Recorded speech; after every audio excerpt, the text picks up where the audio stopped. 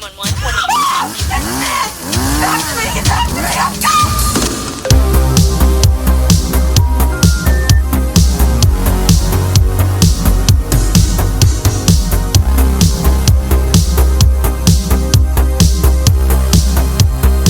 What Whoa, whoa, whoa, whoa, whoa. You know what time it is. It's Real Vile time with your host, Germ T. Ripper, and of course, my wonderful co-host, the Prime Minister, the Sinister, Ruthless Chris. Say hello to the people, Yo. Chris.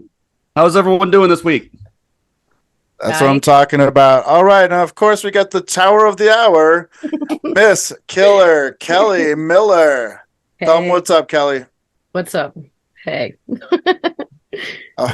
Yeah, that's what's up is what's up, baby. Keeping it real, keeping it 100, as they say. What have you guys been up to? Haven't talked in about a week.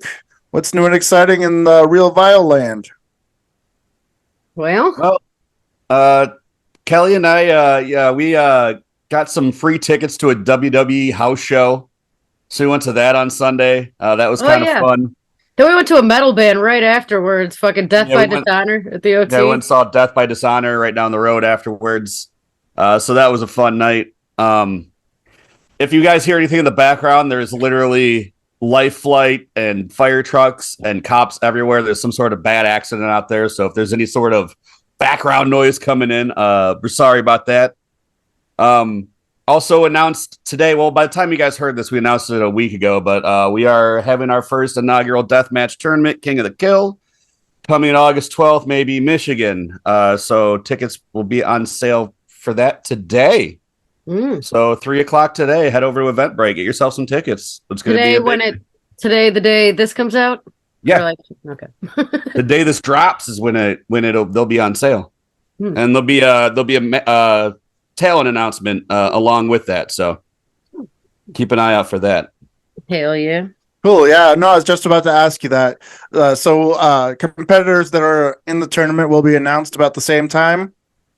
Yeah. So what we like to do is when the tickets go on sale, give you like a little extra like boost of excitement. So we'll drop a name that's going to be a debuter, somebody that hasn't been here before. And it's a big deal talent. So keep an eye out for that today at 3 p.m. Eastern time, and go over to eventbrite.rpw419.com and get yourself tickets to that. And the Chicago tickets, there's still some left, but they're going fast. So if you want to be at Chicago, get on top of that too.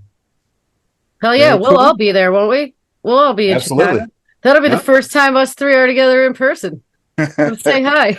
Well, Germ and I have we've hung out before. Well, I mean, the three of us since we've started this podcast. Like, I've never met Germ in person, and I love that sweater, Germ.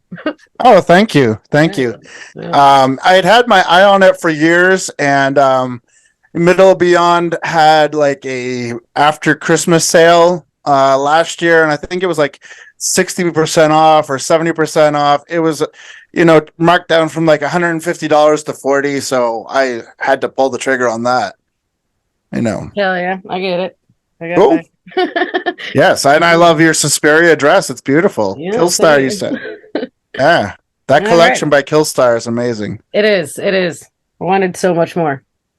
So I've actually been on vacation for a few days now. It's mostly going to be a staycation, but I ventured out of the house a few times. I went to see an all gay, like offensively gay AC/DC cover band called Gay CDC from San Francisco. That sounds like a good time.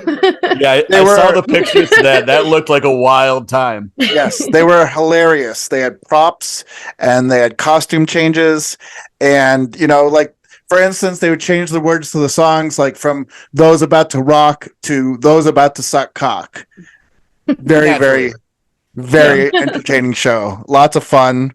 They were throwing inflatable cocks out to the audience. It was a great night. And then the next day was a Euro Sleaze film fest. I hadn't planned on going to, but my friend Jeff was from Iowa. He was vending and he said he had a gift for me, and I cannot say no to gifts. So I went mainly just to visit him, and I stayed, I paid the ticket. So I stayed for a couple of movies. There were like 5 movies. I watched two of them. They were both very bizarre. One was called Death Loves a Murderer, and another one was The Hunchback of the Morgue. I've seen that. Have you? I have this weird DVD collection. I think it's like a Paul Nietzsche movie, right? Yeah. And it was part of the Paul Nietzsche collection. Like, it's most of the stuff in the box set's werewolves movies, but that was one of them that was in there. And I don't think I even actually got all the way through it, if I remember correctly. I remember it just being really weird and low budget. Yes. So yeah, I'm not gonna talk about either of those movies because they're very weird, and it was fun to sit through. It was fun to see, classic rare Euro sleaze in the theater. That's not the theater in my basement. So that was fun. But other than that, I'm just been doing my usual, watching movies, going to AA meetings. Nothing too crazy. But I'm excited that we're all together and we're about to talk about. Before we get going, I got to throw something in my fun discovery of the week, which I shared with you guys earlier. Sure. But it has been a constant source of joy since I found it. So since we did House of the Dead last week, I have gone down this Uwe Boll rabbit hole, and I have found him on Letterboxd. Now, if you look up Uwe Boll on Letterboxd and you go to his review section, it is the most unhinged, wild shit you would ever see. Like, I have been sending these guys screenshots all week, like him just shitting on movies or being just like, this movie gave me a boner. It was a good time. Like, if you have Letterboxd, do yourself a favor, look up Uwe Boll. Anyway, go on. I just had to throw that in just because it's been so goddamn funny to me all week. People have really popped about us talking about House of the Dead. I didn't realize that people would get so excited, and it's so divisive. A 20-year-old film. So guys, on that 2003 Shitfest idea, you guys were on the mark on that idea. I also from Facebook Marketplace scored a House of the Dead arcade machine. Did you really? Yeah, that made me. They had it marked for $1, but they actually wanted a little more. I ended up giving them $50 for it. But how big? It's huge. Oh shit! It's in my basement. I see you say that, but I was like, "What? No." Yeah, yeah. I did a thing. I'm very, very jealous of that, actually. So congratulations. I played it, just to make sure it worked at the guy's house, but it took so long to get it in here and get into my basement. I haven't actually hooked up and played with it yet, just because I had to catch up on movies for today. But yeah, it's in my basement right now. I love how us watching that movie spawned into you getting like the arcade. Honestly, I think the charm of us watching that movie was that none of us saw it when it came out, so we didn't have that like initial "this is a piece of shit" reaction, which is a piece of shit. Yeah, but I think we had a different perspective because we saw it 20 years later, so we could actually like see it for what it was, not like at the time, Right. I enjoyed it. I enjoyed it more than I was told I was going to. Everybody's like, "Oh, that's such a piece of shit." I was like, "I actually." That's my favorite movie of the week. Yeah, no, it's so much fun. Yeah. But anyways, our main focus for this week is going to be Kids versus Aliens, brand new film on Shudder, and directed by Jason Eisner. So, but before we get to that, let's talk about what we've been watching.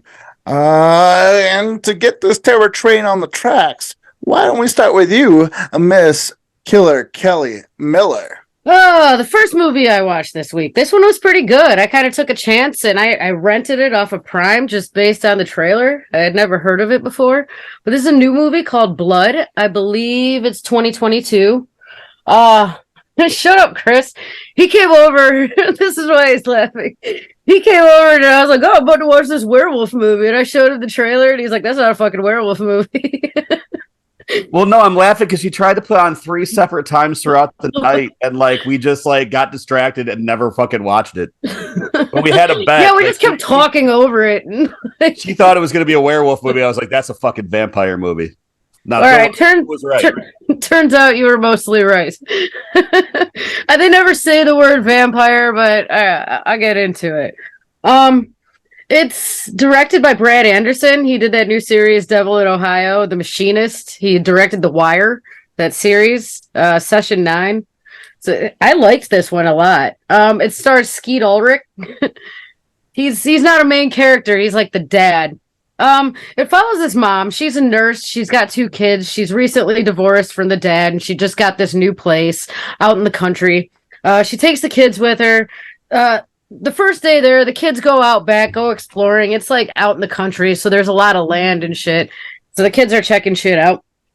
And they see like this weird tree like down in this valley, and the dog just like jets past it. Like they get this weird feeling from it. And the dog gets stuck in the mud down by the tree, and they have to like pull him out. Well, later that night, like the dog just kind of goes missing. So for like the next couple days, they're like, putting up signs looking for their dog. And one night, late at night, the kid's looking out the window, and he sees the dog walking into the backyard.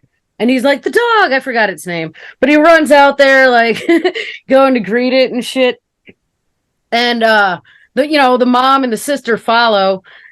As they get closer, its eyes are, like, glowing yellow. And he's kind of, like hunched up and growling. Like, it's obviously not safe to get close to him. And the mom's like, whoa, whoa, whoa, don't.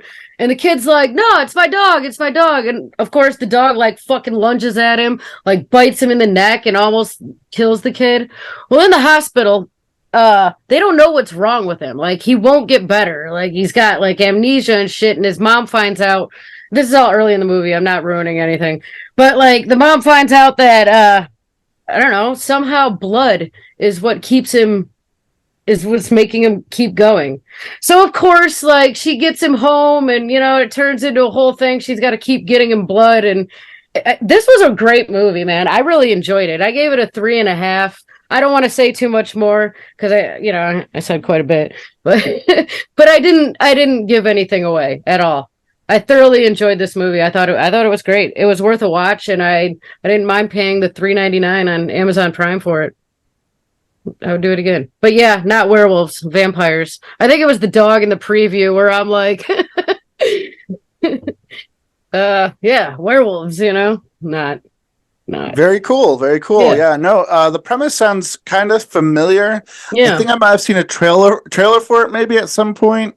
$3.99, that doesn't sound like a bad price to pay, but if I saw a physical copy of this on your recommendation, I would probably pick it up because that sounds like it sounds like a great movie. Sounds like something I'd want to see. I love Brad Anderson's work. It was pretty solid flick all around. Like, I have no complaints about it. It was watchable. It was fun. It was gory. It was like, it kept you on the edge of your seat. It was good. Very cool. Chris, did you see this or no? Like I said, we started kind of watching it a couple times throughout the night, but like, I forget exactly what we were doing. We were like kind of in and out. We were cooking food and all kinds of shit. So I didn't like we kept getting distracted. We kept trying to like start throughout the night, but I don't remember shit about it. Just because we just weren't in a mood to watch movies or like pay attention to anything. So I got nothing to say about it. I think I was like, let's watch this. And it just ended up being more like background noise, Totally understandable. It happens sometimes, right? Mm-hmm. All right, Ruthless Chris, you're up next. What have you been watching? What's the first movie you want to talk about, baby? So I have next to my TV, I'll keep a stack of DVDs that I've acquired that I have not watched yet. Like my rainy day pile. And last week, and one of the reasons I was on my phone last episode was I was just having trouble with my computer and my internet. So my internet was wonky for a couple days. So I was like, I'm gonna start burning through my physical media pile. The first thing I did was Queen of Blood. This is an Intervision, so you kind of know what you're getting in store for there. Was that Vinegar Syndrome subsidiary? Is it Vinegar Syndrome or is Severin? Or Severin, okay. They kind of specialize in like super low budget, kind of sometimes artsy flicks, and that's definitely what I would say this is. There's no dialogue in the whole movie. Was the first most interesting thing. And there's also another movie with this title, Queen of Blood from the 60s. This is not the same movie. They have nothing to do with each other. But it starts off, there's like a woman covered in blood. She has no idea who she is, who rises from a lake. And you get the idea that she is like this plague kind of force coming into the world. And she starts just pretty much murdering anyone that she comes across. There's like some vampiric elements to it. the weird thing about this is like some of it's really gorgeously shot for being like on like this is clearly a digital movie, but then like other scenes and they'll be back to back, so it's like jarring, are so amateurishly done.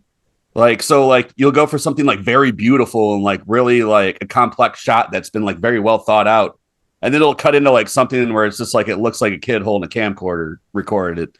So it's at like a really weird wonky tone. Like I said, there's no dialogue. Most of the story is kind of implied, and you got to kind of figure it out through the clues given, you know, like the on-screen clues and like, you know, like some of the character motivations or whatever. It wasn't awful. Intervision's usually real hit or miss, you know. They're kind of you kind of know what you're getting into when you go in there. Like sometimes you get you know a burning moon and you get something real entertaining, and sometimes you know you get something real bad. This was kind of middle ground. That this guy definitely could go on to make something really interesting. There was definitely a lot of promise of directing. I think some dialogue would actually help this. But all in all, I kind of liked it. I don't think I'll ever probably watch it again, but it's worth a watch. So with that being said, I gave it 2.5. So that was Queen of Blood. It's just been something that's been sitting on my shelf for a while. So yeah. I love me some Intervision trash, and you know that definitely sounds like something I want to look into. Do you know if it's streaming anywhere? If somebody wanted to check it out, I believe all the Intervision shit's on Tubi. I'm pretty sure it is on there. Like I said, I watched a physical copy, but I'm pretty sure all that Intervision stuff is on Tubi. I'm looking it up real quick as we're talking about it. You want to vamp for a second? yeah, no, a movie with no dialogue. I mean, it's a nice gimmick, but at the same time, a full length movie with no dialogue just sounds like it'd be a little bit too much to handle. Just Amazon. Okay, Amazon, like to pay for it or streaming? According to Letterboxd, just to buy. I thought it was on Tubi, but I'll bring when I see you in Chicago, Jerm. I'll bring it and give it to you because, like I said, I'll probably never watch it again. So if you want to check it out. I'd rather give it to somebody that'll get another use out of it, you know? Sure, whatever's clever, Trevor. But on that note, you know, I love presents, and I was so I will gladly take that off your hands. Mm-hmm. And, you know, while you're here, we can enjoy some films if we've got time, because I know that it's going to be a hectic schedule while you're here. We'll make time. Yeah, we should definitely do that. We'll enjoy a film or two in my basement. But in the meantime, last week, I'm not sure which day it was. I was in a weird mood, and I clicked on the streaming channels that I pay for. And the first one I looked at was HBO Max. And there was one of my favorite films from when I was a teenager on there that I hadn't watched in forever. And I decided, hell, it's time to revisit 1994's Natural Born Killers. Nice. Yeah. It is I think it's even more relevant to 2023 than it was for 1994. It seems so topical, so pertinent with the idea of criminals becoming celebrities and how crime being celebrated, and you know how every aspect of it just seems so on point for 2023 right now, you know. And if you haven't seen Natural Born Killers, you know, it stars Woody Harrelson and Juliette Lewis playing Mickey and Mallory Knox as two victims of traumatized childhoods. They become lovers and psychopathic serial murderers, and they become irresponsibly glorified by the mass media. And I remember when I watched this, of course, I was a teenager, and it just seemed like a fun movie because, you know, it was the 90s, and it was, you know, it was always on at a party. So there was always beer, there was always weed, there was always drugs, whatever. But watching it as a middle-aged adult and seeing the influence that it's had over the years, I mean, there was a lot of scenes and a lot of artistic takes that I feel Rob Zombie and it was very influential to, all of his films, the animated scenes, the quick cuts, the, very music video-esque editing of it all. I thought was brilliant. But then, like, this is Robert Downey Jr. making his comeback as like a exploitative talk show host, and almost like Geraldo Rivera type thing. Yeah. And then I'd never heard of Tommy Lee Jones before this, playing like a kind of a crooked warden, and it just none of the characters are really likable, but at the same time they all had aspects that seemed very real. And I remember writing I love Mickey and Mallory Knox on my notebooks in high school because of I love this film, and I love it even more now as an adult. Like, I definitely give it 5 stars, and I'm happy that I revisited it. It just seemed so impressive. Definitely 5 stars, HBO Max. I'm sure you guys have seen it. What do you guys think about Natural Born Killers? Yeah, it's a classic, man. There's 5 stars for me as well. Like, I believe I own this movie, but it has been some years since I've watched that. I could give that another watch. Always. I think what you were saying about it being like more pertinent now than it ever before, like this was almost like predicting like Facebook fame or Instagram, like this was before the internet was really a thing. And, they were doing it through television, but like it's pretty much was like a forethought of what literally is going on now with like people like the Kardashians being famous and no one fucking knows why, or people just being glorified by the media or, looked up to. But this time just in serial killer culture. I do have an interesting opinion on this. So this movie was actually written by Quentin Tarantino and then made by Oliver Stone. Oliver Stone pretty much threw away most of what Quentin had written, except for the opening scene. So Quentin released the script as a book. And it's, I forget the exact, it's like Natural Born Killers, the undoctored version or something. And I've read it. And it is also an amazing fucking story that I would like to see be made into a movie. So that, just a side note, if you like reading stuff like that, definitely check out the Quentin Tarantino book it's just the original script. And the only thing that stays the same besides the character names is the opening scene where Mickey and Mallory are at the diner. She starts, or the hillbillies start dancing on her. They kill all the diner people. Like, that is all beat for beat, exactly what's in the script. And then from there, it just goes. But Natural Born Killers is fantastic fucking movie, more pertinent than ever. Like you said, no one's likable. It's real kinetic. It's a really pretty movie. Fast cuts, and it'll go to animation, then it'll go to like an artsy thing, and then like clouds moving in purple and like all this shit, just to really keep you dizzy and like kind of frenetic as you watch it. Yeah, it's a great film. Yeah, I was happy that I revisited it. There's so much we could do a whole episode on this alone, because I knew Quentin Tarantino wrote it, but I didn't know that the majority of the script he wrote was scrapped. That's very interesting to know. And because I think this was his first thing that his first script that was developed before True Romance. True Romance was the next thing that he wrote that was put in production. He sold Natural Born Killers first, but True Romance got made first. Okay. Okay. I love cool. True Romance. That's one of my top favorite movies. Yeah, I want to get that 4K UHD that Arrow put out. But let's keep this terror train rolling. And right, Killer Kelly, what you got to talk about next, baby? The next one I watched belonged on last week's episode, but it's 2012. This one is shitfest all day. Oh, Jesus Christ. This one was silly as fuck. Red Clover from 2012. It's originally a sci-fi original, apparently. I didn't know that going into it. You can find this gem on Tubi. Of course you can. Damn you, Billy Zane. This is starring Billy Zane.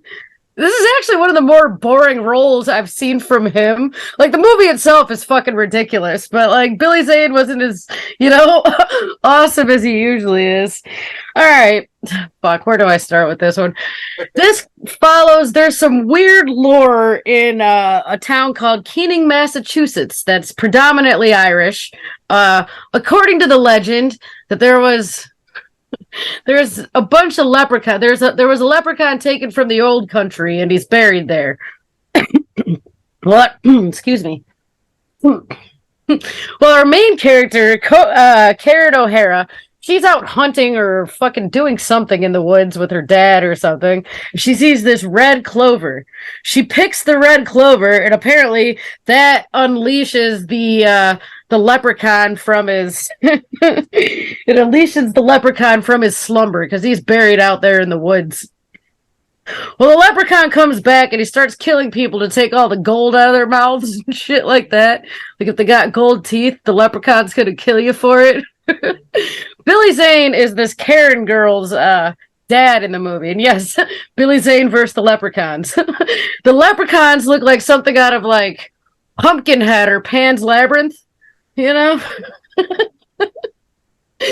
Oh man, the dialogue in this is just stupid and silly. There's so many bad Irish stereotypes throughout the whole thing. The girl discovers like her whole family is involved in this lore between like her drunken dad and the internet. And it's I don't know, this was hilarious. There's at one point where the girl's talking to some dude and he's like, no, that only happens in bad monster movies. And they're clearly referring to that movie. So they fully acknowledge how bad it is. This definitely, I don't know. It was stupid as fuck, but I gave it like a 2.5 just for entertaining.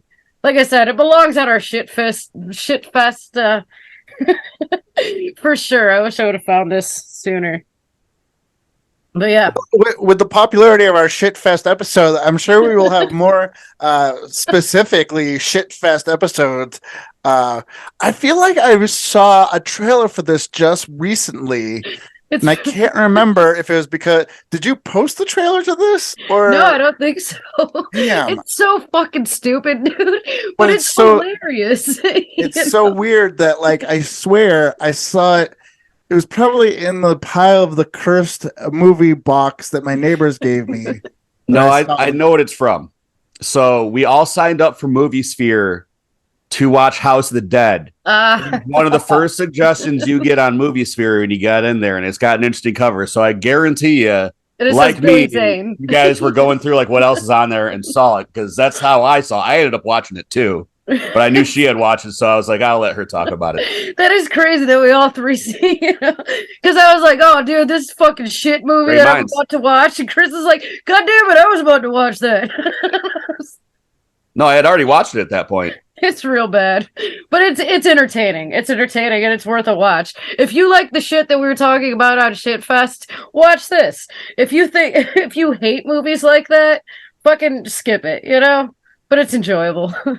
Very cool. Good to know. And you said this was on Tubi, or did you watch it on the Movie Sphere? I watched it on Tubi. I think he's right. I think it is on Movie Sphere as well. Yeah. Though.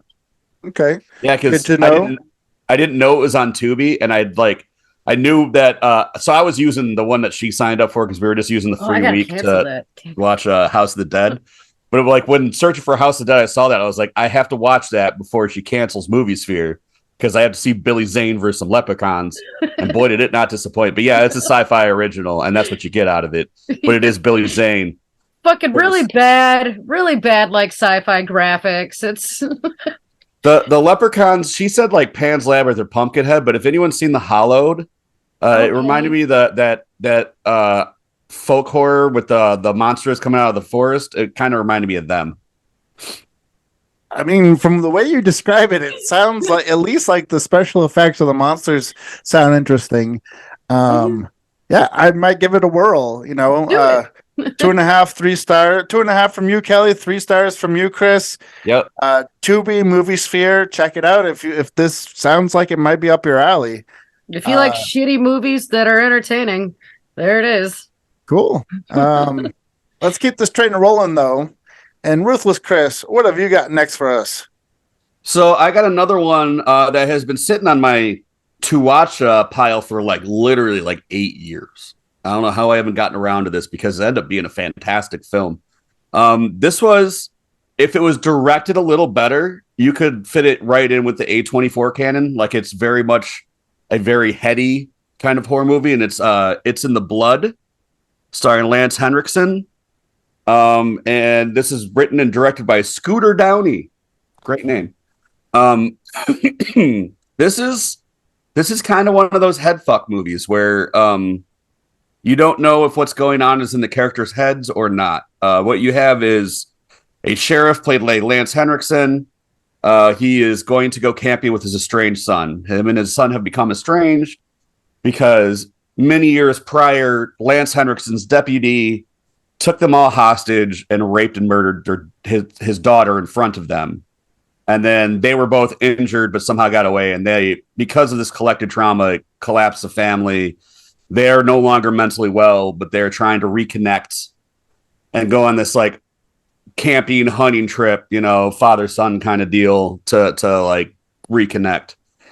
And then there's a monster in the forest that's kind of after them, and they're stuck out there. But the thing is the way it's played, you don't know if it's their collective mental illness that's what's really happening, or if there's really something in the woods.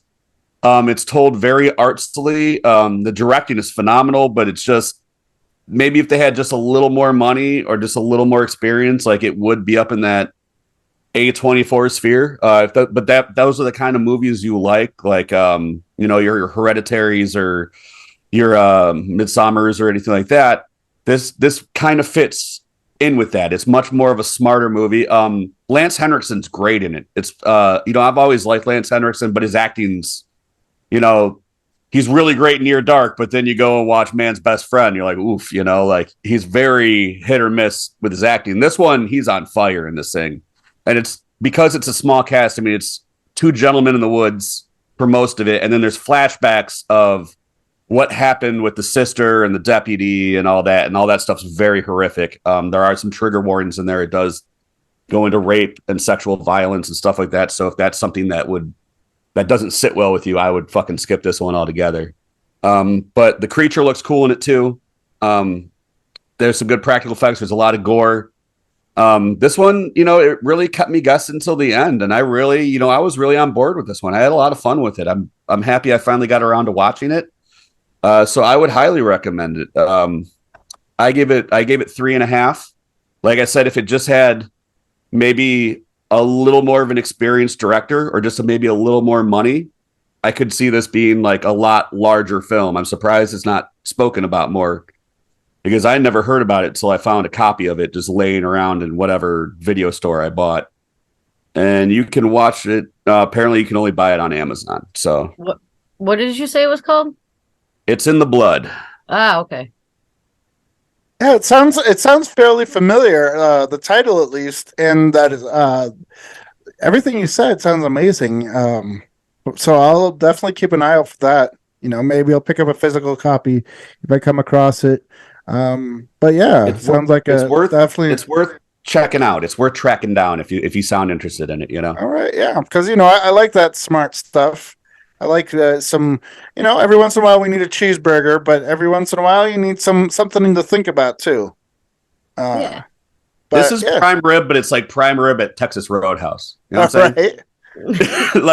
like it's good, but it ain't, you know. All right. I gotcha. I feel that. I think that's a good analogy. Yeah. So about 3.5 stars, and you can rent it on Amazon. Yep. So if you want to check it out, there you go. In the meantime, I'm going to keep this train a-rocking and talk about my next film. This film is called Strangeland. Ah, yes. Written, starring, produced, directed, everything by Twisted Sisters, Dee Snider. I feel like if I had seen this in 1998 when it was released, I would love it as much as everybody else does, because when I posted about it the other day that I was watching it, everybody seemed unanimous in the fact that this movie is amazing. And it is good. It's not horrible, but it's extremely dated. Mm. If you were alive in the 90s, you will be like, oh, it's when it starts out with two teenage girls on the internet and they're explaining chat rooms and, hooking up with boys. I'm like, oh my God. IRL. Oh, yes. They're explaining what I don't even think they said like ASL back then. Age, Yeah. sex, location. They were just doing chat rooms. They didn't have the abbreviations like we do. It was wild. It was painfully 90s, and how piercing and body modification and stuff was so edgy in this film in 1998, and now in 2023 it's like, yeah, that's not a big deal. Tribal, bro. Yes. Yeah. So much tribal. It was so. I'm sure is extremely edgy in 1998. I'd never seen it until it was either yesterday or the day before, and I'd remembered that I always wanted to see this movie, and it's on Movie Sphere. And if you haven't seen Strangeland, and if you don't know anything about it, it's a horror / thriller. A detective pursues a sadist specializing in body modification rituals who lures teenagers through the internet. Dee Snider plays the said sadist. I'm not sure where they get the name Strangeland from because they never say Strangeland in the movie. But it doesn't really this was have kind anything of to do with the story. right. It was kind of torture porn before the term was made. There's a lot of mouths being sewn shut and a lot of needles. Not a whole lot of gore. There was some gore, but like a lot of it's more like cringy shit. If needles going into skin makes you cringe, then this is not the film for you because there's a lot of that. Other than that, it seemed like even at an hour and 25 minutes is a bit long because it's like, okay, we're still going. We're still going with this movie.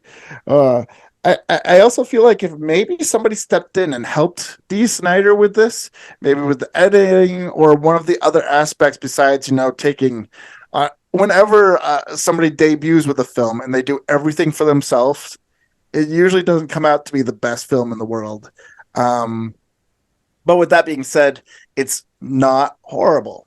I loved Robert Englund's cameo as the angry townsperson that leads a mob and does what they got to do, get justice when the law would not bring justice. But other than that, yeah, I have a hard time recommending it, but I have a hard time telling people not to watch it. I'm going to give it 2.5. It's on Movie Sphere. It's on Tribeca shortlist. Not necessarily the most popular streaming services. If you have any curiosity about this film, it's worth checking out. But if you've never seen it and never heard of it, I would probably skip it just because it's very 90s. And if you weren't alive in the 90s, you might not even get the references. But if you were, it will give you flashbacks for sure. Anyways, 2.5. Tribeca shortlist and Movie Sphere. Have you guys seen Strangeland? If you have, what do you think of it? I seen it back when it was awesome, and back then it was awesome. Like I remember thinking, oh, this movie is so badass. And I have kind of watched it recently, and you're right, it didn't age as well, but it's decent. Like it's kind of like nostalgia for me now, I haven't seen this in many, many years, but I did see it when it came out. Like it was like the big to do for horror people, like horror fans. Like, oh, this movie's crazy. It's got Dee Snider. And one of the things like he had mentioned is it does lead into a lot of the shock is supposed to come from subculture, like mostly like suspensions, hooks, and tattoos, things that are really not that transgressive anymore, and that people are aware of. But at the time they didn't realize people were doing the shit. Dee Snider and a bunch of tribal tattoos is really hilarious looking to me, and they got him in like a pink ponytail. I mean, and just to show how dated it is, they have the scene where they go to the club and fucking Bile is playing. When was the last time you thought about the band Bile? But yeah, with that being said, it was a little ahead of the curve on like the dangers of the internet horror, which, that you got to give them a little respect for that. But yeah, it didn't age well. But yeah, I mean, I enjoyed it when it came out. I'd probably give it 3 for just what I remember about it. Very cool. Good to know. Yeah, 3. I think that's fair. I didn't give it a rating, but I think three's a fair rating. It's got the nostalgia edge for me too, though. Kind of takes me back. Yeah, no, absolutely. I totally get that because I'll throw on Howard the Duck and I'll give it 5 stars all day long. Yeah. Well, if somebody who is just getting into movies now were to watch something like that, they'd be like, "Oh, yeah, no, ew." Yeah, man, The Burbs is my favorite movie of all time. Like, that's 6 stars for me all day. I think we all have those movies that are like just a comfort food for the eyes. Like mine, people really hate. It's Hudson Hawk, which I know is a dog shit movie, but really? To me, it's endlessly entertaining. I didn't know that about you. Yeah, I love Hudson Hawk. It's hilarious. You got singing cat burglars that just want cappuccinos and to fuck with Da Vinci's inventions. It's fun to me. Yeah, I saw Hudson Hawk once and I thought it was a fun movie. I remember a lot of people talking shit about it. I was like, I don't see why this is so bad, but I think if I'd seen Strangeland in 1998 when it came out, I would have loved it and I probably would still love it, but since I didn't, I don't. But on that note, let's keep this terror train rolling. One more round before we hit Kids versus Aliens. Killer Kelly, go what you got. This movie, somebody was talking about this movie to me, and I had never seen it, so I figured I'd give it a shot. It's a classic. This is 1986, The Wraith, starring Charlie Sheen, Randy Quaid, Clint Howard. It's got a pretty decent cast. This was a pretty fun one, man. I actually had a blast with this. It's 80s cheese at its best. It follows a group of like street toughs, fucking car racing street toughs. And the one guy, he's got this girl, like, he's like making her be with him or whatever. She doesn't want to be there. He's a huge dick. One of those guys, like, anybody looks at this girl, we kill him. But Charlie Sheen's the new guy in town. He comes rolling in on his motorcycle.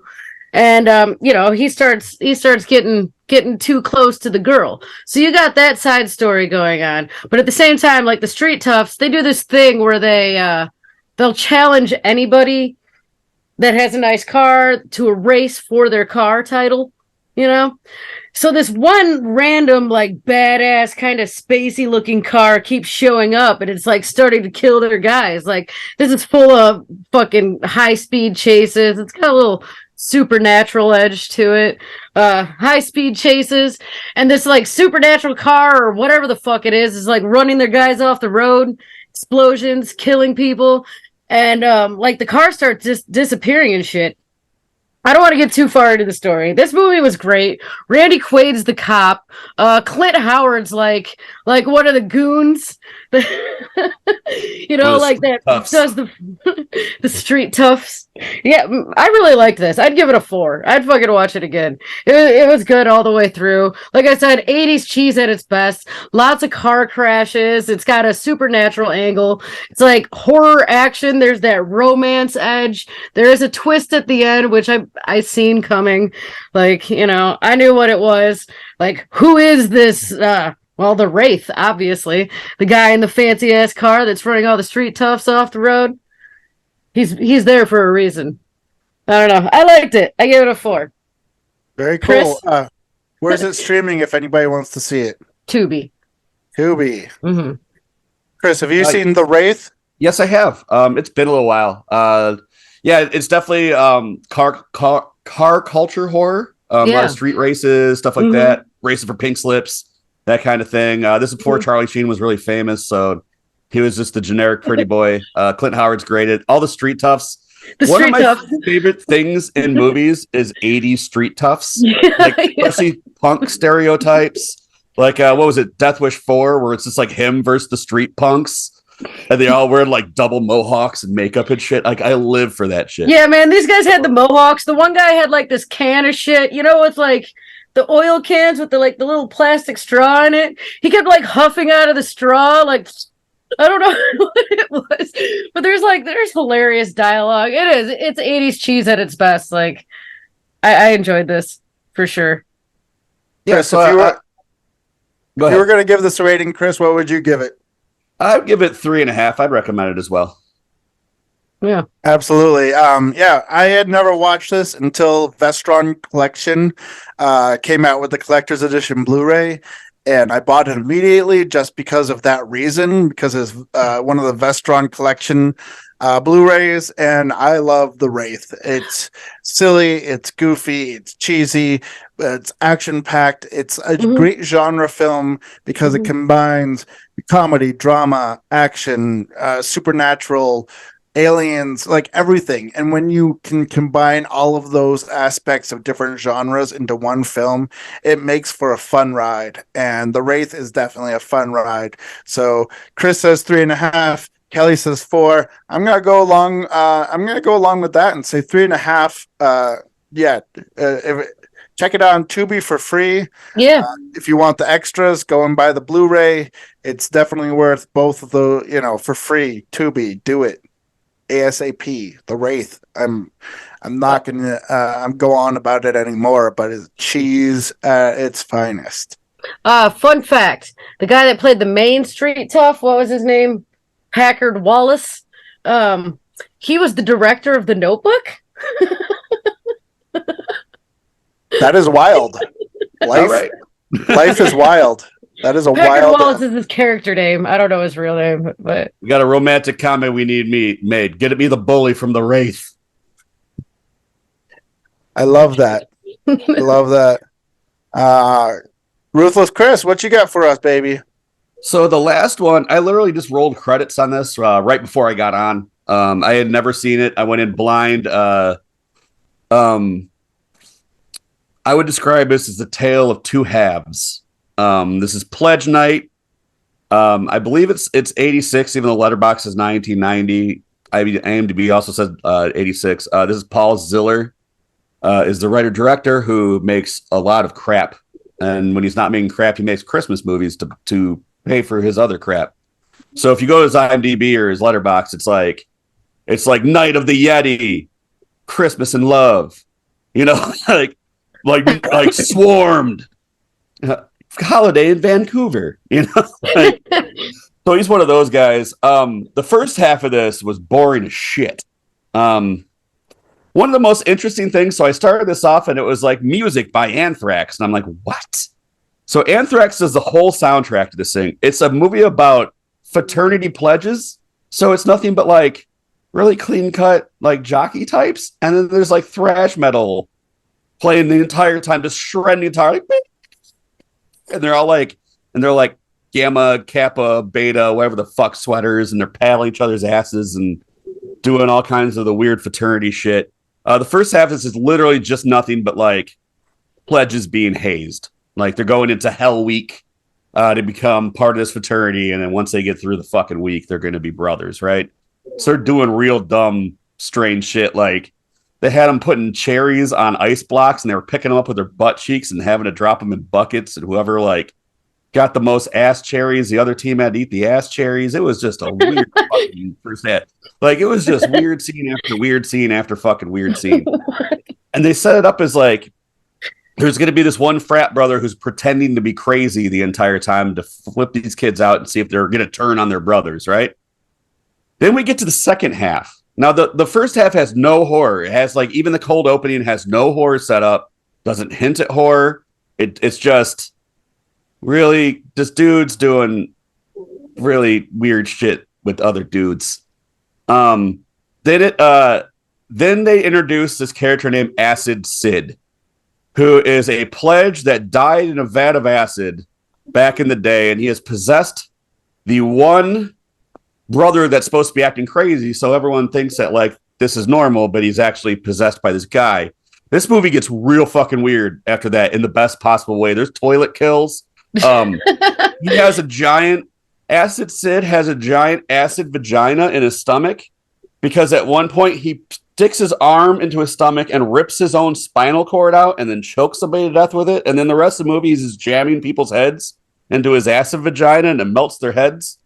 There's a lot of weird 80s kills I had never seen before, like with blenders and there's a cherry bomb up the ass, screwdriver shit. This movie, the first half was mind-numbingly boring. Like I don't know how I got through it. And then like once it gets going, I was like, yes. There's an extra scene where a man comes out of another man. So if you can get through the first half, I highly recommend it for the second because this thing is cheesy as fuck. And it has some of the most blatant product placement I've ever seen. Like anytime it shows a woman in this movie, and they have like the sorority sisters. The women are just there to be objectified and show their boobs. But when they're not showing their boobs, they're always coming back from the grocery store carrying boxes of products. And every time they're having a dialogue scene, they're unloading the boxes of product face forward towards the camera. So there's like Captain Crunch.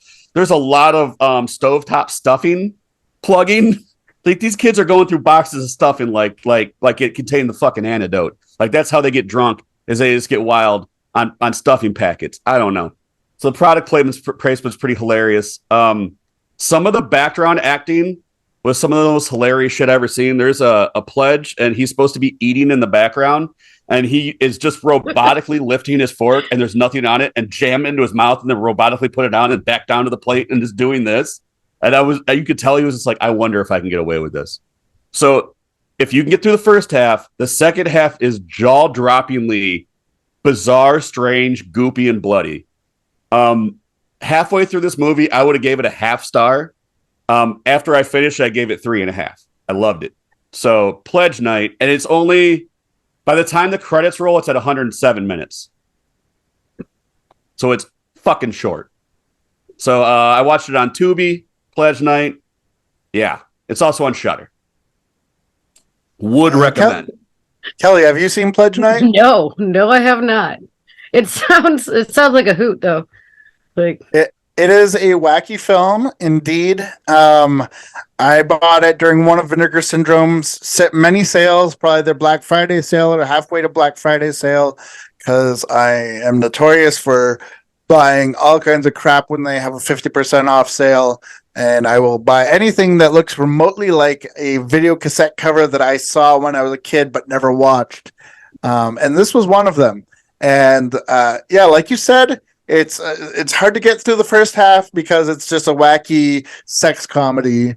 And then once it gets going with the horror, the splatter, and the toilet kills is what wins me over. I give that this was one of the first ones. So like before you even figure out what the tone's going to be, and like the horror is just slightly being introduced, the first thing that happens is a man gets his insides ripped out by a hand in the toilet. It just he's just sitting on the toilet looking at titties in a magazine, and his innards get ripped out. Hey. And that could be the whole movie right there, and I'd give it 3 stars. It kind of was half the movie. And I give it 3 stars just for the second half. Wacky sex comedy turns into splatter, 80s splatter cheese.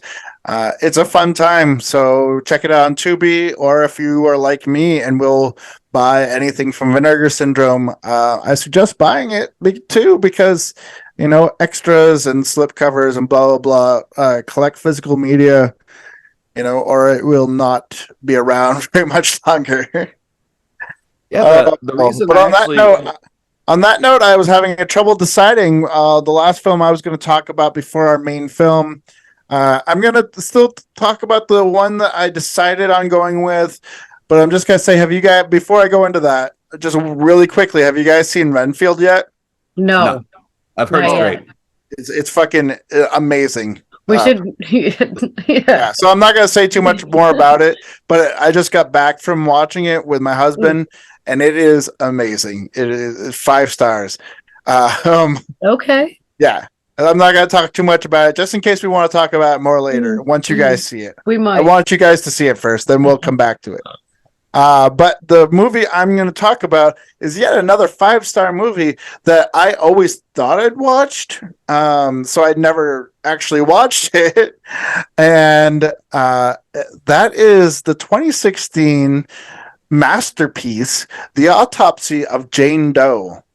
Holy crapola. I was not prepared. Fantastic. Yeah. For what That- a stellar Now film. that is proper made horror. Mm-hmm. Yes, Mm-hmm. yes.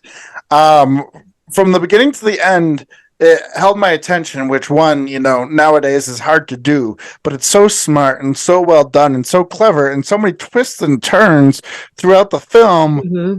that like you think it's gonna be one thing and then it's a totally different thing and then it's a different thing on top of that. And if you haven't seen this movie, the story is basically father and son. They're both coroners, and they're pulled into this complex mystery while attempting to identify the body of a young woman who was apparently harboring dark secrets. It starts out there's a murder scene. There's like multiple people murdered, and the police go into the basement. They find this body. They need to find the cause of death, so they bring it to the only coroners in town. Which, Brian Cox, one of the greatest actors of all time, plays one of said coroners.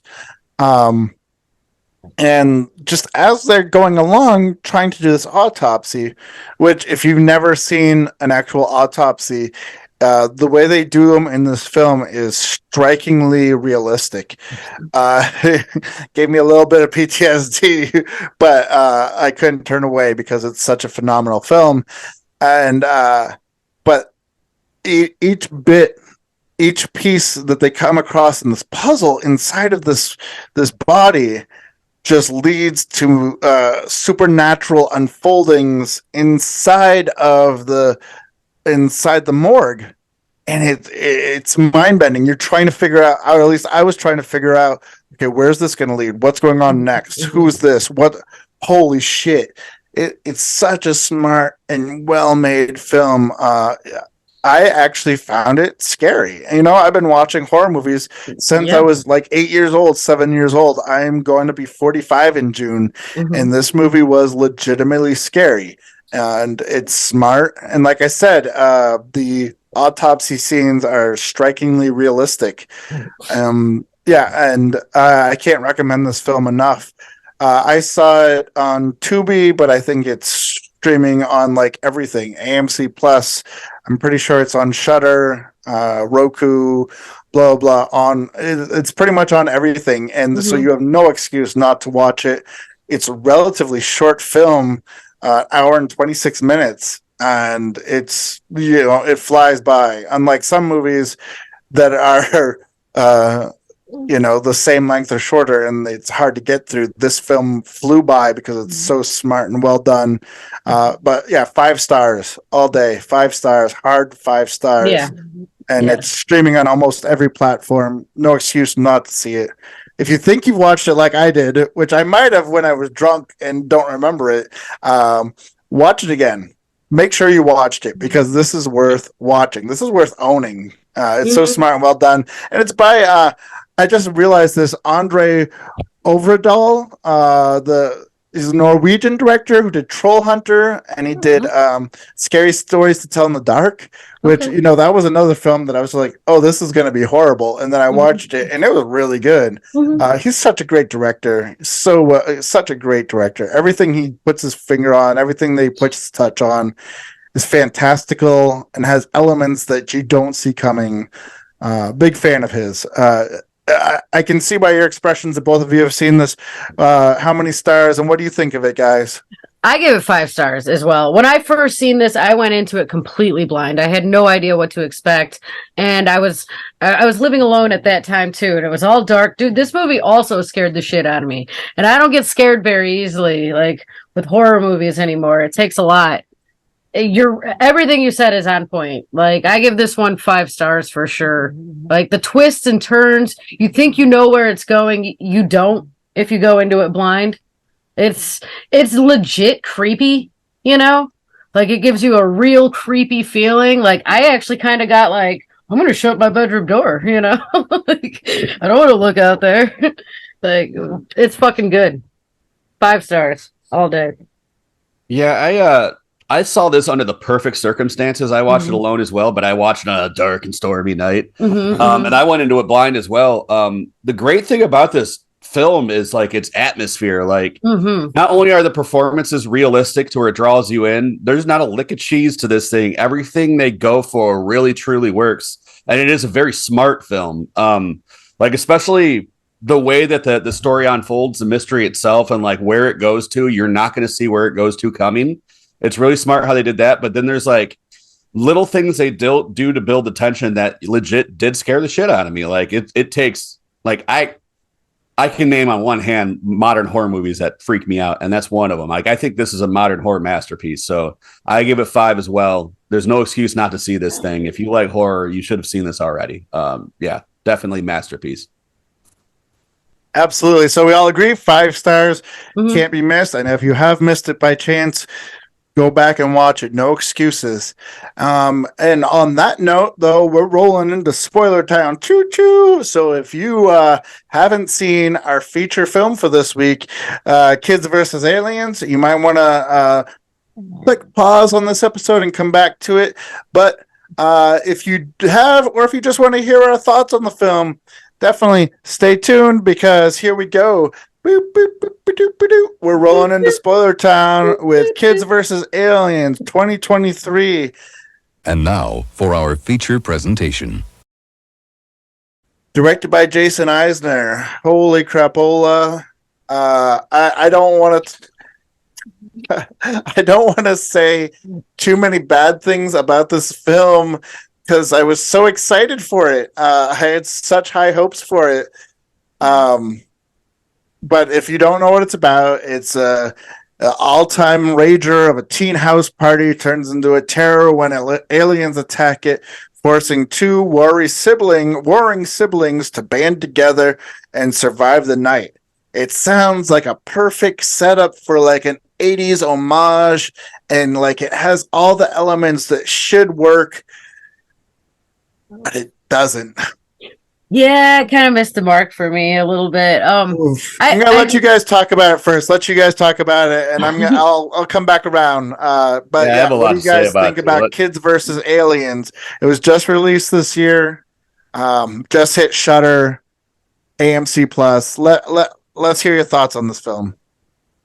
All right, so I got a lot to say about this movie. For a movie that is so colorful and has so much going on, it also just did not hold my attention. No, that's what I was going to say as like well. This thing is like a neon, hyperkinetic Kool-Aid fever dream for a child. This would have been a perfect gateway horror movie for a child, like Invaders from Mars or like Monster Squad, something like that, Goonies, like those movies that we grew up on that like got us first hooked into horror. But for some fucking reason, they have these kids just swearing like sailors the entire time. And it doesn't bother me if the kids are swearing. It's the amount of it and like how unnatural it feels and how like crowbar, like literally these kids say nothing without dropping a fuck or shit in there. And there's not like a whole lot of actual gore in there. There's like alien blood, there's a melt scene, and whatnot. And the special effects are kind of like fun and campy in a 70s, 80s way. Yeah. To where if they would have cut all that swearing out, you could have had a good PG-13 horror movie. And it's very rare that I would push to be like, cut this back, make this for kids. Yeah. But I don't know whose fucking target audience this thing was for because it's not for adults, but only adults are supposed to watch it. So what the fuck is it? I was confused by that too because it felt like a kid movie. It felt like something like Monster Squad or something like that, which you wanted it to, but it really wasn't, because of all the swearing and it had like adult themes. And I mean, you're right. It wasn't heavy on the gore, but it was more the language and like situational. Like it didn't get sexual, but there were sexual situations. I don't know. It didn't hit the mark for me either. Not only that, one of the things that bothered me a little bit, and I don't know if this is just a coincidence or if they, because they did come out kind of close to each other, but The main girl star kind of dons a costume and has the same arc as the girl from Terrifier 2. I was going to say that. Sword, she's got the Valkyrie outfit, and she goes to a party. So, like, it gave me, like, that vibes, too. And, like, I don't know, like, the kid actors were fine. The special effects were fun. Like, on paper, I should have loved this fucking thing. But, you know, like his other movie, everyone loves this Hobo the Shotgun movie. Fucking hated it. That wasn't land with me. And this is the same fucking thing where on paper, I should love it, but I was bored as shit. And then when it was done running, like right when the credits started come up, I was like, well, how long was that? It didn't even reach an hour and 10 minutes yet. And it felt like a fucking eternity. And this thing was like, it's paced fast. Like, and a lot happens, but I was fucking bored. I don't know. And yeah, it took me 2 attempts to watch it, actually. Like, the first time I was like, oh, I'm just not getting into this. And then today I was like, well, I gotta watch this. So I, like, you know, watched it, but it wasn't keeping my attention, like, either time. And the bully character was so fucking heavy-handed. Like, after all the alien shit gets down, his friends are dying, you know, they give away. He's still be like, I'm gonna bully these kids. You're not worried about the fucking aliens that just melted your friends down and like that spaceship you were just in that was under the water and shit. Like, you're still worried about bullying these fucking kids. It even has a wrestling undertone, which definitely hit with me. I didn't fucking care. I don't know. I didn't like it. I thought I gave it. I won't even get to my stars. Germ, you haven't even talked about it yet. But this movie frustrated the shit out of me. What do you got? I was incredibly excited for this film, and maybe that's why I was so disappointed in it. The 75-minute runtime seemed like it was triple that amount of time because it was so disappointing. And there was everything. It was almost like you gave all the best ingredients that you could have, and you gave it to the worst chef, and they're like, I made some chocolate chip cookies. Oh, these have cyanide in them and they're covered with mustard. I made chocolate chip cookies and you are going to like them.